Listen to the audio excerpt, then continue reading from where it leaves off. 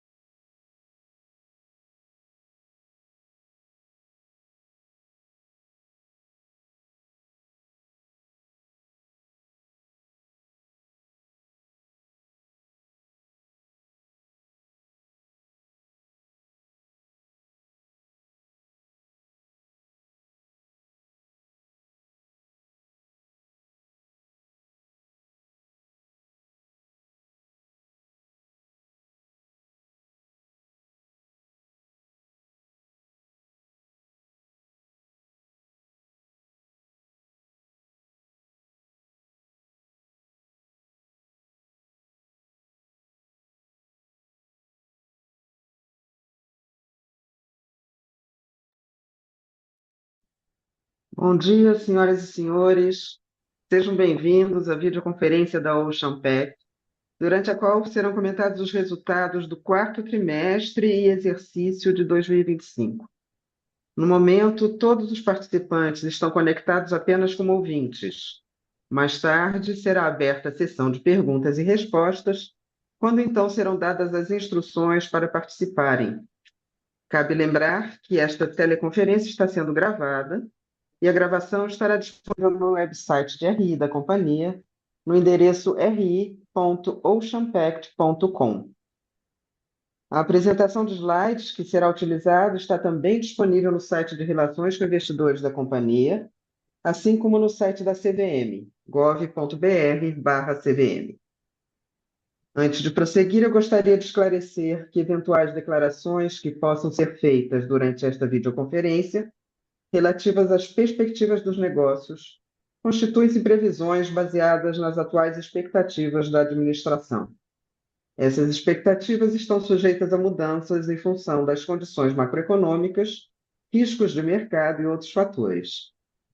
Conosco hoje são os senhores Flávio Andrade, diretor-presidente, CEO, Haroldo Solberg, diretor vice-presidente e diretor-geral do segmento de embarcações, Adriano Ranieri, diretor-geral do segmento de serviços, e Eduardo de Toledo, diretor financeiro e de relações com investidores.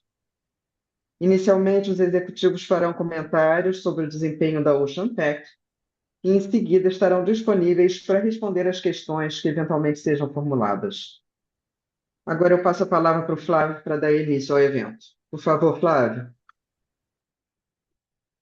Obrigado, Doris. Bom dia a todos. Bom rever a maioria aqui, né? Eu imagino que a grande parte tenha estado conosco aqui na segunda-feira, quando a gente anunciou, né, a combinação de negócios da Ocean Pact com a CBO. Eu acho que a gente não tem como começar essa apresentação de hoje sem falar um pouquinho disso, né? Eu acho que a apresentação teve uma receptividade muito boa, tanto entre os nossos clientes, né, bem como nossas reuniões diretamente com eles, né, assim que a gente pôde divulgar essa informação. Então, a receptividade foi muito boa. E a dos acionistas também, né? Boa parte dos fundos, nossos acionistas, gostaram do anúncio, gostaram da operação em si. Então, acho que a gente deu um passo acertado e está muito contente com o reconhecimento disso, né? Eu acho que ninguém aqui deve não ter acompanhado isso, então eu não vou ficar repetindo a descrição da operação, né, da combinação de negócio entre o Champagne e CBO, formando a frota aí de 73 embarcações da companhia combinada e somando as competências, né, da Ocean Pact no atendimento aos clientes, no empreendedorismo, inovação e muito focada em ter serviços que atendam às necessidades dos clientes, com a capacidade é, reconhecida também da CBO na excelência na operação da sua frota, né? A frota de 45 navios, sendo que 31 dos quais ela mesma construiu. Então, acho que isso é muito forte e essa soma vai ser muito bacana mesmo. Mas, falando um pouquinho, né, do ano de 25, foi um ano muito bom para o Ocean Pact. A gente entregou um EBITDA de 656 milhões, uma receita de 2,1 bi, os dois aí com um aumento de cerca de 30% em relação a 2024. E, bom, então, e vamos então aos resultados aí do último trimestre. Pode passar o próximo slide, por favor?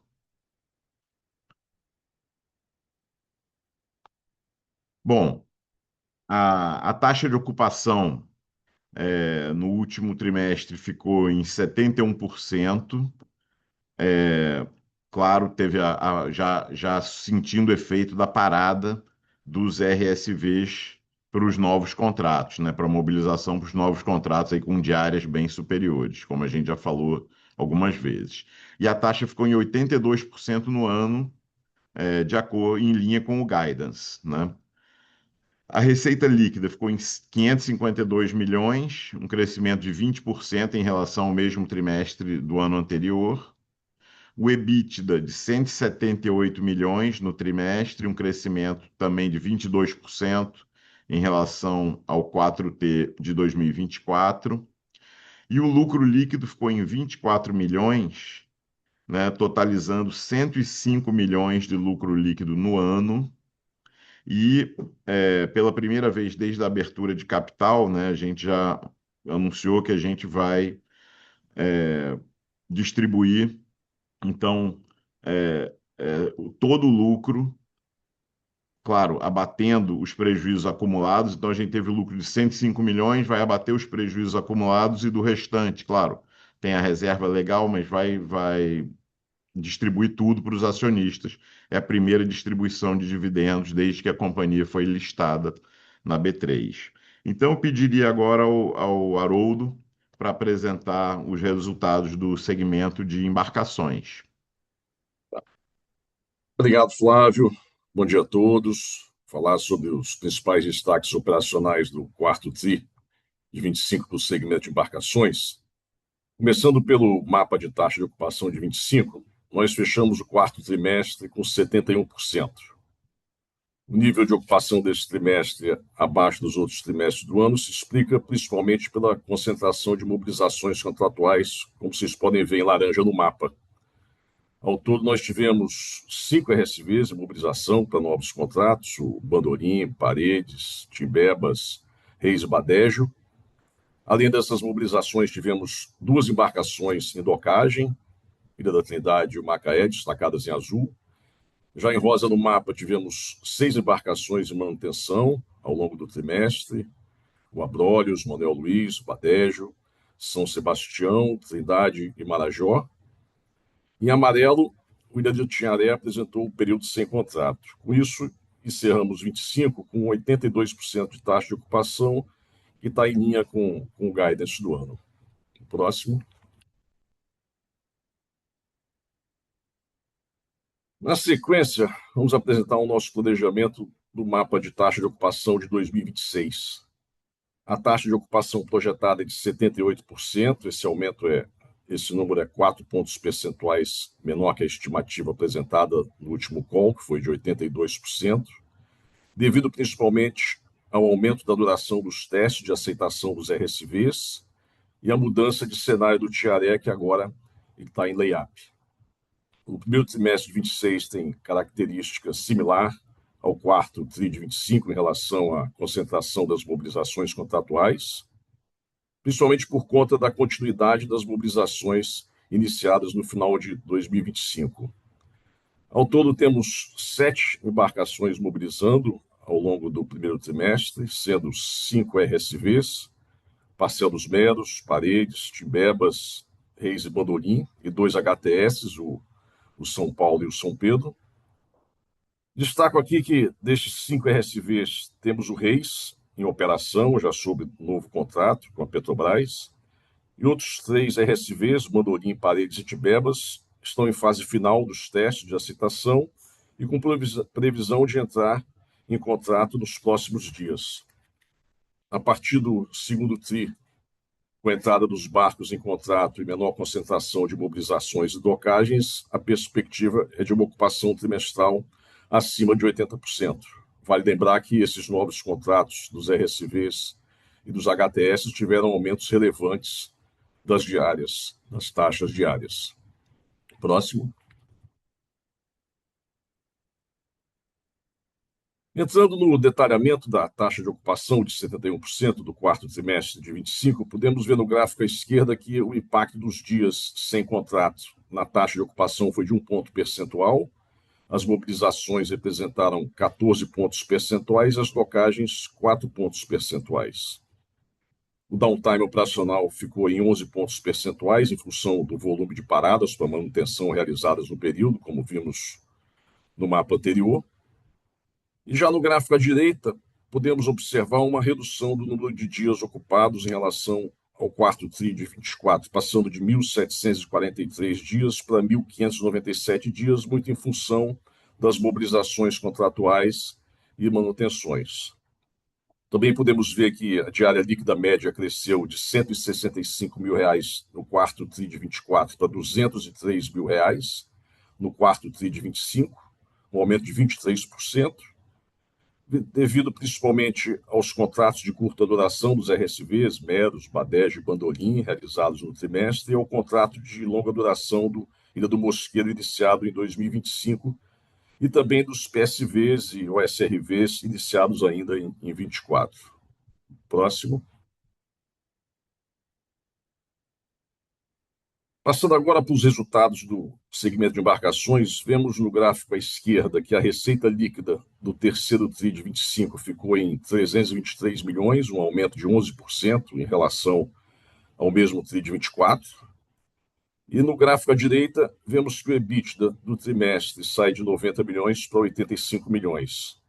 E a margem EBITDA do período passou de 31% para 26%, em virtude do maior downtime operacional do período e do efeito pontual de uma provisão de perda estimada para um cliente de 12 milhões de reais. Assim, fechamos o ano de 25 com uma receita de 1 bilhão 323 milhões, um EBITDA de 375 milhões e uma margem EBITDA de 28%. Passo a palavra agora para o Adriano Ranieri, o diretor do segmento de serviços. Obrigado, Haroldo. Bom dia a todos. Agora eu apresentaria os números do trimestre do segmento de serviço, começando aí pela unidade de subsídio ao Ciência, a gente atingiu 166 milhões de receita líquida no trimestre, um crescimento de 47% em relação ao mesmo trimestre do ano passado. Esse crescimento ocorreu principalmente pelo início dos nossos projetos de descomissionamento, né, principalmente dado aí os eventos de mobilização e recolhimento de anudo no projeto da Trident. Aqui cabe ressaltar que, devido à natureza dos projetos de descomissionamento, é esperado uma maior flutuação das demonstrações trimestrais futuras nessa unidade. A nossa unidade de Oil Spill Response teve receita de 34 milhões no trimestre, um crescimento de 19% em relação ao mesmo trimestre do ano passado, ressaltando-se aqui os avanços que a gente teve nas nossas bases portuárias. Já a unidade de consultoria e demais UNs, a gente teve aí um avanço significativo, atingindo 48 milhões de faturamento no trimestre, um crescimento de 34%. Aqui a gente ressalta principalmente os avanços da nossa área de consultoria, maiores faturamentos da nossa área logística e também a incorporação das receitas da empresa Ayuká, empresa que a gente adquiriu em janeiro do ano passado. Pode passar, por favor? Bom, No consolidado do segmento de serviço, a gente teve receita de 248 milhões no quarto trimestre, um crescimento de 47% em relação ao mesmo trimestre do ano anterior, um EBITDA de 93 milhões, crescimento de 67% em relação ao quarto trimestre de 2024, com margem de 38%. Ele seguiu os mesmos drives, né, da receita e principalmente o início dos nossos projetos de descomissionamento e o crescimento da nossa área de consultoria, logística e prontidão de emergência. Passo a palavra para o Edu. Obrigado, Adriano. Bom dia a todos. Prazer estar com vocês novamente. Vamos agora falar dos números consolidados referente ao quarto trimestre de 25. Começando pela receita líquida, ela atingiu 552 milhões no quarto trimestre de 25, um crescimento de 20% em relação ao mesmo trimestre do ano anterior.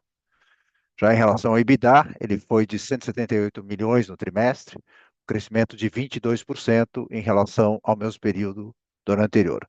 E em linha com a expectativa que tínhamos para esse trimestre, que quando a gente falou, né, no trimestre passado, a gente falou que, né, poderíamos ter algumas campanhas e mobilizações que poderiam, né, trazer um resultado adicional para o trimestre, e é exatamente isso que observamos nesse trimestre. Próximo, por favor. Passando agora para os nossos custos operacionais, eles foram de 297 milhões de reais no quarto trimestre de 25, com crescimento em bases comparáveis de 12%. Aqui precisa, né, ter uma ressalva aqui nesse número. Nesse trimestre, nós tivemos o afetamento de 2 embarcações e o uso de ROV de terceiro. Então, isso afeta um pouco essa comparabilidade. Falando agora do D&A, o crescimento é muito expressivo, né, no trimestre, de 48%, atingindo 74 milhões, mas aqui, basicamente, né, é uma questão de ajuste de provisões, tanto de incentivos de curto como de longo prazo. Esse valor, né, desses ajustes de provisões causam um impacto de 17 milhões nessa comparação. Então, acho que isso explica, né, fortemente o que aconteceu nesse trimestre. Em relação ao CAPEX, atingimos 187 milhões, e esse número está bastante em linha e compatível aí com esse grande número de embarcações sendo mobilizadas para os seus novos contratos. Próximo, por favor. Falando agora da performance financeira, terminamos o quarto trimestre com caixa de 720 milhões. Queria destacar aqui a captação de 170 milhões de reais de recursos do BNDES, originários do Fundo de Marinha Mercante, que ajudam aí para melhorar o perfil da nossa dívida. Em relação à nossa dívida líquida, encerramos o ano de 25 com uma posição de 1 bi 219 milhões, e a nossa relação dívida líquida EBITDA ficou ligeiramente abaixo de 2,0. Aí, né, esse crescimento do 3T para do 3T para o 4T, né, que chama um pouco a atenção, na verdade ele se deve, né, em boa medida aí, à questão do Meros. O Meros, nós agora firmamos um contrato que nos dá o direito de permanecer com ele por mais 3 anos, e esse é o nosso plano, porque ele é o barco que vai ser usado, né, no descomissionamento da Trident especial. E aí, em função disso, e como funcionam os nossos covenants, quando você tem esses afretamentos de embarcação de longo prazo, você precisa refletir isso, todo o valor do afretamento, como aumento da dívida. Então, isso explica um pouco esse salto que teve um pouco aí do 3T para o 4T. Isso que eu queria destacar. Devolvo agora a palavra para o Flávio para continuar a apresentação. Obrigado, Eduardo. Bom, comentando aqui o backlog, né, o nosso backlog teve a adição aí dos contratos do Rochedo de São Paulo, 389 milhões, a renovação do Ilha de São Sebastião, mais 159 milhões, e outros aí, como um contrato com a SBM, onde a gente está trazendo um flotel com um parceiro estrangeiro, Tecnip, clientes, como o Adriano mencionou, na área portuária, também engrossaram aí esse backlog que está em 6,9 bilhões. É um backlog bem forte, né? Possivelmente, quando a gente anunciar mesmo o fechamento da operação com a CBO, aquele backlog tem essas adições e consumos normais, mas vai estar mais ou menos garantido naquela faixa dos 14 bilhões que a gente mencionou, né? Então vamos no próximo, por favor.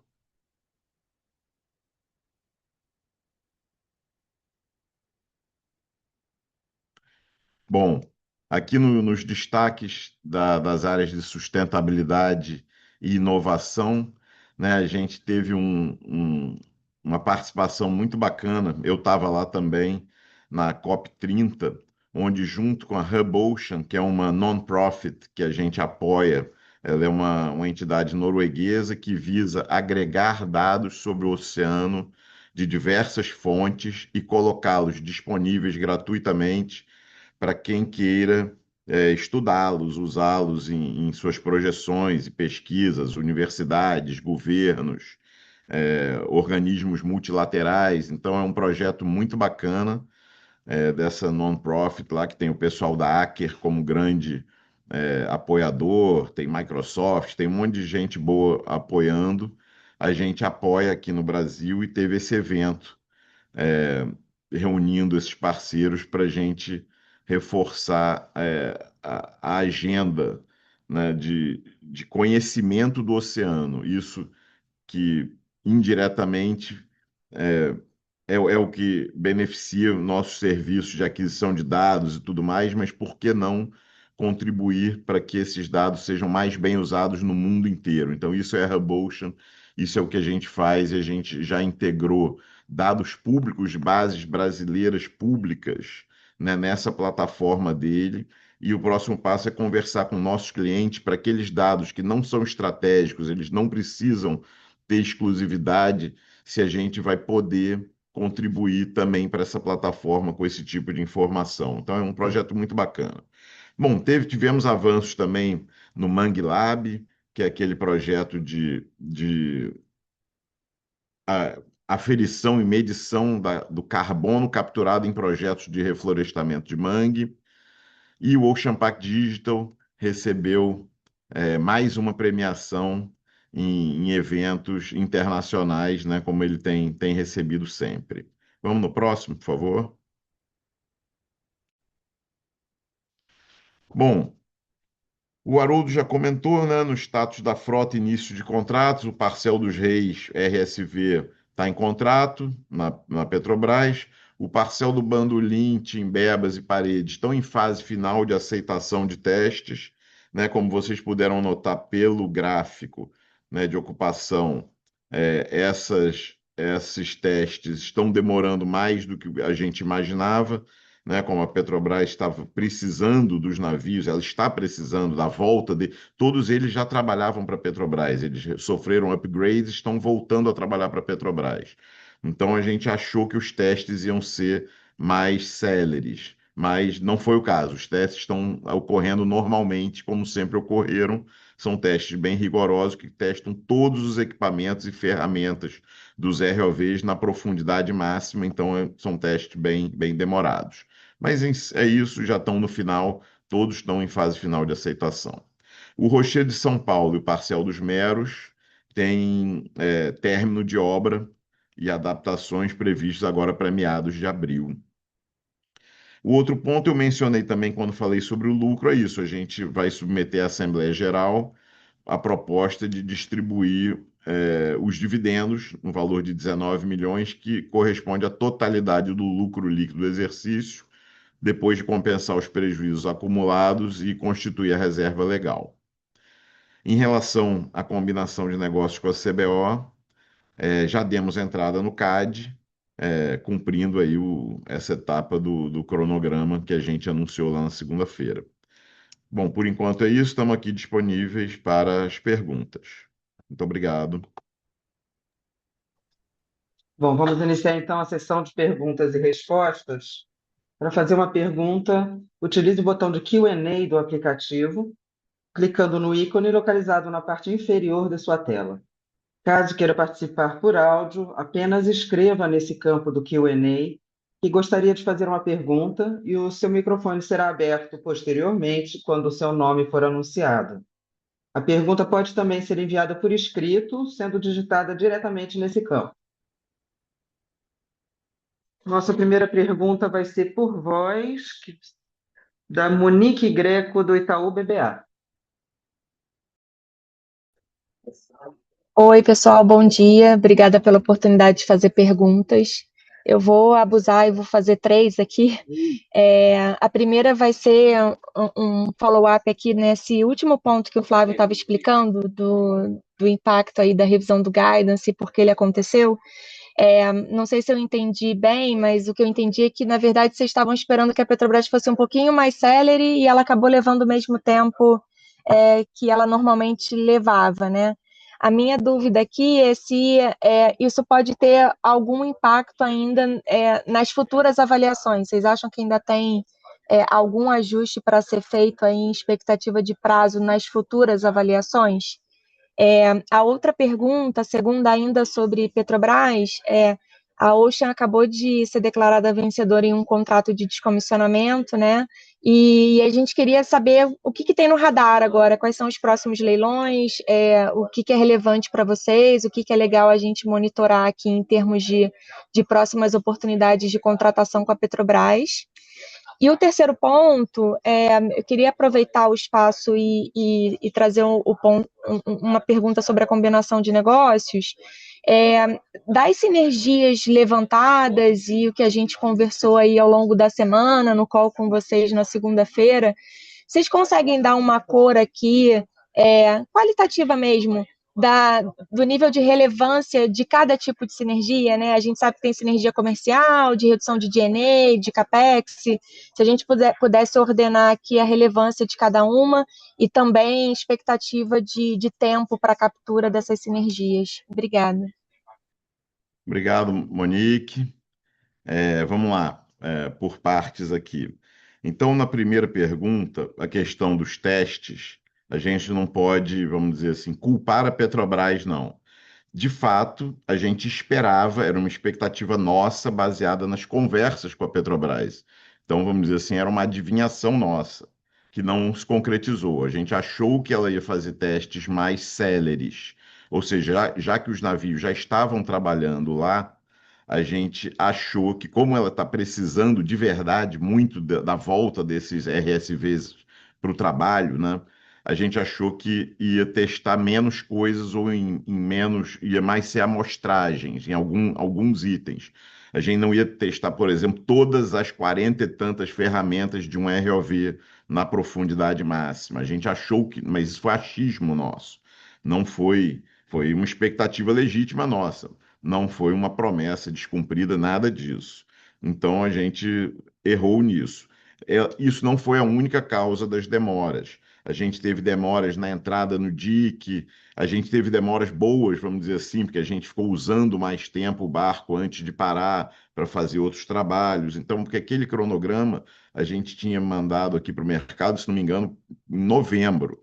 Então, muita coisa acontece, né? Então, teve isso, teve dique, falta de dique, a gente empurrou 12, 15 dias, uma ou outra docagem, outro navio a gente ficou usando mais tempo, mas o grosso mesmo da demora foi nos testes. Mas como você perguntou, não temos demoras adicionais esperadas. Todos já estão no fim. Um dos barcos do Bandolim pode ser que termine o teste hoje ou amanhã. Os outros dois, semana que vem. Então, tá bem no fim mesmo desse processo de aceitação, tá tudo em ordem, não temos nenhum problema. Vamos lá. Sobre a segunda pergunta, eu não sei se a gente já foi declarado mesmo vencedor. A gente está em primeiro lugar. É, Detalhe, vamos dizer, um pouco. Pequeno detalhe. Petrobras publica a ordem de classificação, depois ela diz quem ela acha que é o vencedor mesmo. Ela pode desclassificar alguém, então. Mas sim, a gente está em primeiro lugar e acho que está muito bem posicionado para ganhar esse contrato, que é o de pull-out, né? Faz parte da família e do descomissionamento. Então, é um contrato grande, aí, da ordem de 400 milhões de reais, a gente tá bem posicionado. Tem alguns outros processos licitatórios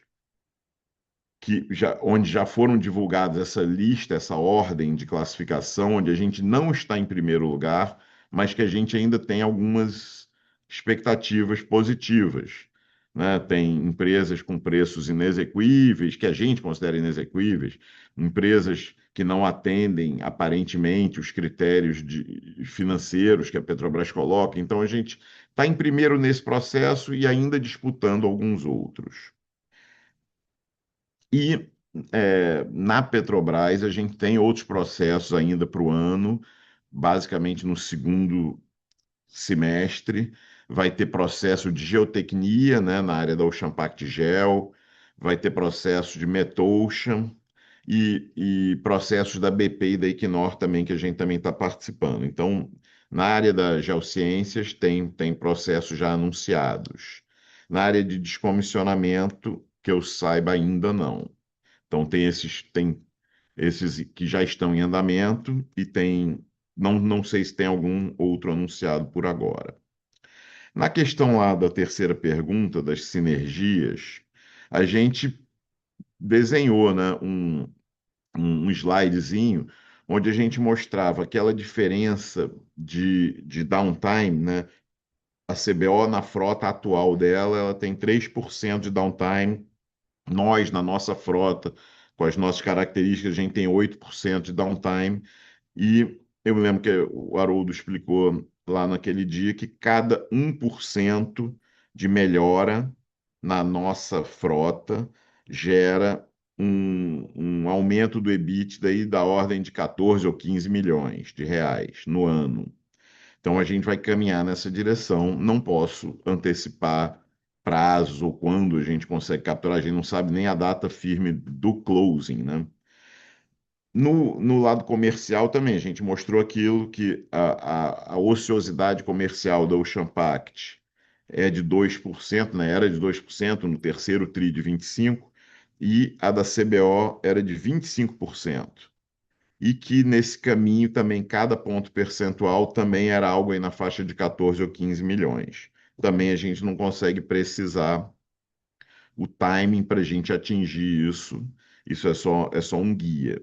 Então, mas eu acho que as duas vão andar, nenhuma vai ficar parado desde o início, todas vão andar. A velocidade com que a gente vai conseguir realizar essa caminhada, né, tendendo ao outro número, a gente não sabe, não consegue precisar. Eu não sei se o Eduardo quer comentar, ou o Haroldo, em relação a detalhar isso ou demais sinergias que foi parte da pergunta da Monique.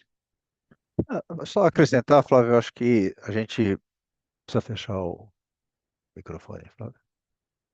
A gente tem esse tempo agora, né, para poder fazer um mergulho profundo nesse tema, via Clean Team, com todos os cuidados, obviamente, né, de concorrenciais aí. Então a gente tem o Clean Team junto com a Gratos, para a gente exatamente poder mergulhar a fundo agora e entender com mais clareza, né, o desenho dessa organização, como é que ela vai ser exatamente, tempos e movimentos, né? Enfim, aonde a gente quer chegar, como é que a gente chega lá, em que tempo. Então, acho que a gente vai ter mais clareza conforme a gente avance nesse trabalho que vai ser feito em paralelo ao processo de análise pelo CAD. Então, acho que a gente mais à frente vai estar uma condição melhor para dizer sobre isso. Agora, né, se você olhar os pontos percentuais, né, os montantes são meio parecidos. As duas principais sinergias para a gente é a comercial e a operacional. Os montantes por ponto percentual são similares, só que o gap comercial é bem mais alto do que o gap operacional. Então, a princípio, né, eu acho que a questão, né, da ocupação da frota e a velocidade com que a gente pode ajudar a CBO aí a ocupar sua frota de forma mais forte, eu acho que deve ser o grande caminho, eu imagino assim, para a gente poder atingir o potencial dessa combinação de negócios. Boa, já ajudou muito, gente. Obrigada, Flávio. Temos agora uma pergunta que veio por mensagem de Lucas Doll, da Arctic. Qual nível de SG&A e de depreciação vocês projetam para o ano de 2026? Obrigado, Lucas, pela pergunta. Bom, vamos primeiro, depreciação. A depreciação deve ter um salto importante.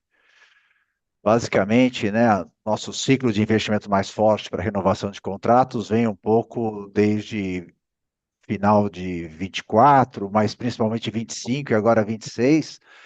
Então, isso incrementa bastante a depreciação, que é fruto do nosso CAPEX, né, do nosso CAPEX intenso. Então, a depreciação deve ter um salto maior, ah, né, acho que na faixa talvez aí de uns 20, 30%, alguma coisa nessa ordem de grandeza, assim, mais ou menos. E do ponto de vista de SG&A, a nossa previsão é ficar em linha com a inflação, o que deve representar uma queda em relação à receita, porque a receita cresce de forma importante, né, por causa dos novos contratos, então você deve ter uma queda, aqueles 12% devem cair um pouco, tá bom? Obrigado pela pergunta. Mais uma pergunta que veio também por mensagem, de Leonardo Piovesan, da Quantset. Bom dia. Podem falar mais sobre o leilão ganho na Petrobras para o pull-out de linhas para descomissionamento? Eu acho que eu já até comentei essa. Sim, a gente está em primeiro lugar, né? Mas é só o que podemos dizer. A gente tem, acho que eu posso dizer um pouquinho mais, a gente tinha muitas vantagens. Ao participar disso, a gente já esperava mesmo estar em primeiro lugar, com uma vantagem considerável, porque a gente tem um navio já preparado para isso. Então, isso nos colocou muito, muito bem nessa competição, e é isso. Não posso comentar mais. Obrigado. Mais uma pergunta enviada por mensagem de Lucas de Oliveira. Na verdade, são três perguntas. Vamos lá. Primeira, vimos que a margem EBITDA de embarcações contraiu de 31% para 26%, impactada por downtime e uma PDD de um cliente específico. Podem dar mais cor sobre a natureza dessa PDD?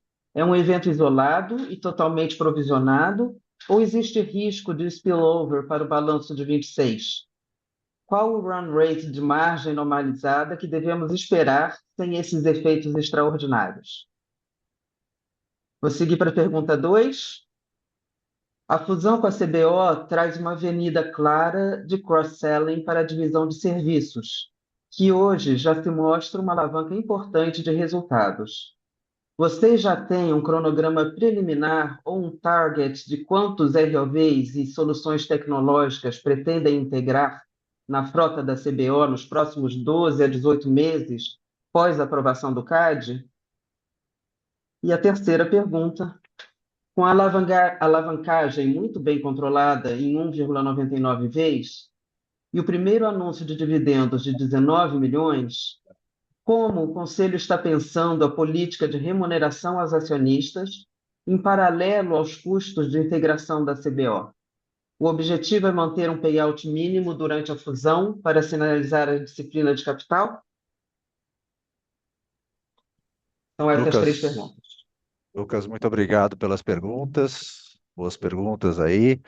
Vamos à primeira delas, né? Essa questão da PDD que a gente teve aí no 4T. É um evento específico, pontual, não é um cliente recorrente nosso, foi um determinado serviço de duração de 4 meses. Boa parte do serviço foi pago, mas a última parte aí ele entrou numa medida pré-RJ de proteção e nós provisionamos a totalidade, nós temos a receber dele. Então não tem nada de spillover para 26, nada desse tipo. Margem que a gente espera normalizada, a gente espera um crescimento de margem, né? Eu não posso passar os números porque seria um guidance, mas se você olhar os modelos aí que os analistas fazem, fica muito claro esse crescimento de margem pelos novos contratos com as novas daily rates. Então, a segunda pergunta sobre a fusão com a CBO e o cross-selling para a divisão de serviços, é exatamente isso que você está colocando. Essa é uma das grandes avenidas de crescimento. Agora, isso é ao longo do tempo, não é de tão curto prazo assim. A CBO recentemente entrou em novos contratos de RSVs, como nós, né? Teve esse leilão, eles também foram vencedores, como nós, e eles, como não havia ainda o negócio conosco, né? Fizeram isso com RLVs de terceiros. E essa substituição só pode se dar ao fim desses contratos. Entretanto, existem oportunidades, por exemplo, RLVs em HTS, mas aí é uma questão a ser desenvolvida junto com eles. Por fim, a terceira pergunta da alavancagem. Nosso primeiro anúncio de dividendos, enfim, estamos felizes aí de poder retornar os recursos aí aos nossos acionistas. E, e assim, né, nós não temos uma política de dividendos propriamente dita, mas a gente usa muito essa questão de onde queremos estar em termos de alavancagem.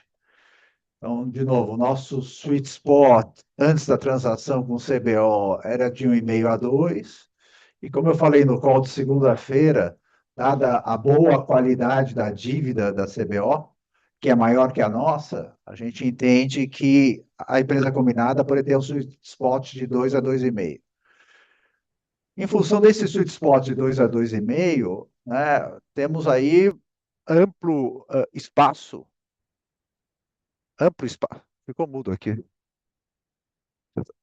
Alô? Estamos Alô? ouvindo bem, Eduardo. Pode Ah, seguir. tá Está bom. ouvindo claro. É o meu retorno, desculpa. Temos aí um amplo espaço, né, para gente poder pagar dividendos.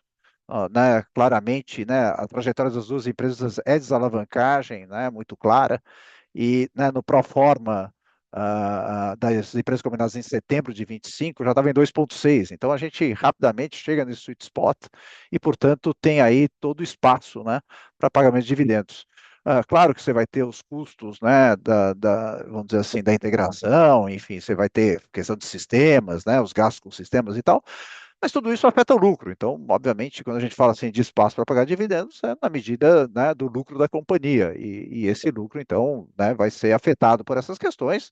Mas, dito isso, né, não é nada que se compare, vamos dizer assim, ao momento que as empresas vivem, vamos dizer assim, em função desses seus novos contratos, né? Mais forte no nosso caso, do caso deles, a nossa renovação de contratos, né, em relação ao total de contratos que nós temos, é mais forte que a deles, então nosso crescimento deve ser maior que o deles. Mas dito isso, os dois, né, numa trajetória aí muito positiva, eles também, né, também numa trajetória de lucro e, portanto, né, a combinação vai propiciar aí um espaço muito interessante para pagamento de dividendos.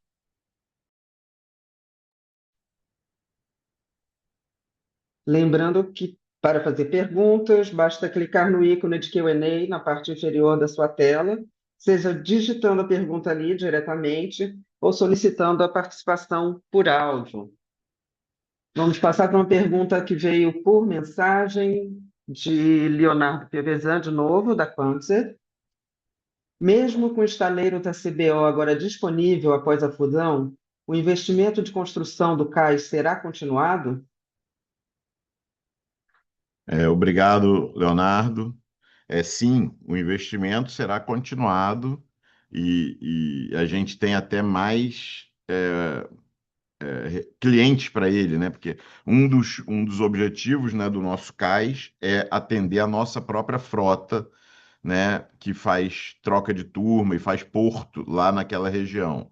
Então, hoje a gente gasta um bom dinheiro atracando no cais de terceiros. Então, um pedaço disso lá vai ser um cais para operar para clientes nossos e um estaleiro nosso para reparos flutuando, né, com o navio flutuando. Isso a gente vai ampliar, porque a CBO também tem muitos navios que fazem porto lá no Açu e também gastam muito dinheiro atracando em cais de terceiros. Então, isso é só mais receita para o nosso cais. Então, está super mantido e tem o foco também de atender como base logística para os nossos clientes. E isso fica inalterado. Então, só aumenta o movimento do nosso cais. Mas muito obrigado. Uma outra pergunta que veio também por texto. O participante não se identificou, mas pergunta: poderia compartilhar sua perspectiva para o mercado offshore brasileiro em 2026? Onde você vê as oportunidades e os riscos mais importantes? Bom, obrigado. A pergunta anônima. A gente acha que 2026, né, já está muito desenhado. A Petrobras trabalha com bastante antecipação, né?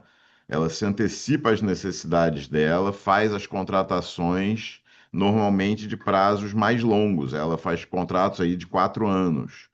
Então, as contratações que ela organizou para 26 já estão dadas. Então, renovou muito, teve muito bid no ano passado, né? Então, tem muito contrato novo e muito contrato começando agora. Ela se preparou para isso. Eu acho que foi inteligente da parte dela, né? Para não deixar que as diárias continuassem subindo no ritmo que vinham subindo, ela antecipou as contratações. Foi uma boa subida de diárias para a gente, num patamar muito saudável, eu acho, para os operadores de navios, mas ela se antecipou e já fechou essas contratações. Então, para essa área de afretamentos, eu acho que o movimento vai ser fraco, não vai ter grandes novidades. Na área de serviços, né, a Petrobras já declarou, né, mais de uma vez que ela gosta de contratar serviços que a produtividade, o ganho de produtividade nesse tipo de serviço, quando o processo é competitivo, né, os operadores de serviço, como nós, como a DOF, como outros, é, passam parte da sua produtividade para a Petrobras para a gente conseguir ganhar o processo competitivo. Então é bom para ela e é bom para a gente, que a gente tem os ganhos de produtividade e ela tem os preços mais conhecidos. Ela paga pelo resultado final, ela não entra no risco de execução. Então, tem vantagens para os dois lados. Então, nessa área de serviços, especialmente no descomissionamento, a gente tem visto muito, mas também inspeção de dutos, inspeção de amarras, outros processos, de descomissionamento. Ela tem ido para essa linha de contratação de serviços e essa linha continua ativa esse ano. Mas é isso. Muito obrigado. Vou ler então mais uma pergunta que veio por texto. Também a pessoa não se identificou, mas a pergunta é: poderiam comentar do que devemos esperar do EBITDA ao longo do ano? Teremos um primeiro trimestre de 26 parecido com o que foi o quarto TRI de 25? Tudo bem, obrigado pela pergunta. A expectativa nossa para o primeiro trimestre de 26, né, em função, né, da todas as mobilizações que o Haroldo mostrou, né, no mapa de embarcações, é que a gente tenha um primeiro trimestre com EBITDA inferior ao 4T 25, mas claramente superior, né, ao que vai ser comparado, que é 1T de 25.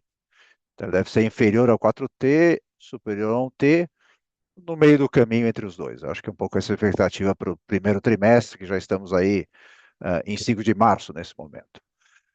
Em relação ao ano como um todo, aí a gente olha, né, enfim, né, a ocupação acima de 80%, né, que está no nosso guidance, que foi o que o Haroldo mencionou também, e aí, obviamente, a gente vai para um outro patamar. Aí, para o 2T, 3T e 4T, eu acho que aí a gente pode olhar o 3T do ano passado como um parâmetro, né, compatível com o que a gente espera aí para 2T, 3T e 4T. Obrigado. Mais uma pergunta enviada por mensagem. Joel Rogueira. Bom dia, parabéns pelos resultados. Gostaria de saber se, além dos ganhos de redução do downtime, haveria uma redução de CAPEX em manutenções e desmobilizações, visto o estaleiro da CBO. Eu acho que a resposta que a gente pode dar agora é que sim, a gente está no mapeamento, né, das oportunidades do ganha-ganha, de usar o melhor dos dois mundos, que eu tenho falado sempre, isso está incluído.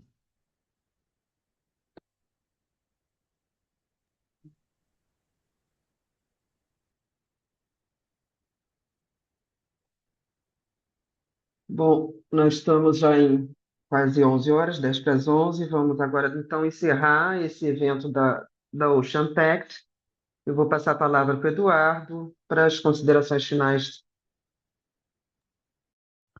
Obrigado, Doris. Obrigado a todos. Bom estar com vocês novamente. Foi um intervalo curto dessa vez, né? Foram poucos dias, 4 dias entre a última vez e essa. Estamos aí trabalhando bastante aí nesses dias, já iniciando o processo de conversa sobre a questão dos waivers que são necessários. Enfim, como o Flávio falou, repercussão muito positiva frente à nossa base de acionistas, um apoio muito forte.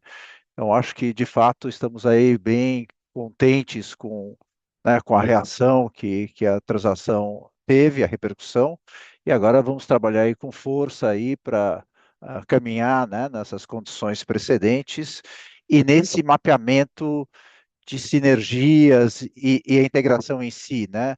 Ah, novamente, a gente tem esse tempo, que é o tempo da análise do CAD, para poder trabalhar isso, né, com, com, com a profundidade possível, obviamente, estamos falando de 4 meses, 3, 4 meses, mas, enfim, é um tempo suficiente para a gente poder ter muita clareza, né, desse plano de integração que a gente vai colocar em prática aí logo após o closing, né? E voltando um pouco a uma pergunta que tinha sido feita pela Falanga, né, na segunda-feira, com a preocupação muito grande também na integração cultural das empresas. Então, estamos trabalhando aí, né, com uma consultoria especializada, a BTS, a Grados, nessa parte de processos, a BTS na parte de cultura, já com trabalho agora que está pública a transação, agora vai se aprofundar esse trabalho de cultura, eles vão conversar de forma mais ampla com as empresas, com as pessoas, fazer focus groups, vários elementos aí que vão nos ajudar, né, a mapear essas questões e poder trabalhar bem isso, para a gente garantir uma integração de muito sucesso, que é nisso que estamos empenhados agora nesse momento. Passo a palavra agora para o Flávio para as considerações finais. Não, acho que eu só tenho a agradecer, é isso mesmo. Agora o nosso trabalho é muita atenção nas operações normais, para ninguém se distrair do dia a dia das nossas operações. Está todo mundo muito ciente das suas missões do dia a dia. E essa equipe, né, com a ajuda de consultores externos, claro, como o Eduardo falou, a gente acho que são sempre muito bons e úteis para a gente, mas quem carrega o piano somos nós mesmos e será o time da CBO que vai se integrar muito bem ao nosso. A gente acho que tem alguns alinhamentos muito importantes aí nos valores, né, na questão de fazer as coisas do jeito certo, de confiar que dá para fazer, mas sempre com segurança. Então, eu acho que a gente sabe que é a gente que vai ter que trabalhar com a mão na massa, e é isso que a gente mais sabe e gosta de fazer, como eu tenho repetido aqui, né, de vez em quando, a gente trabalha melhor quando tem muito trabalho do que quando tem pouco. Então, estamos animados aqui. Muito obrigado. Agradecemos então a participação de todos, encerramos a teleconferência do Ocean Pact e bom dia.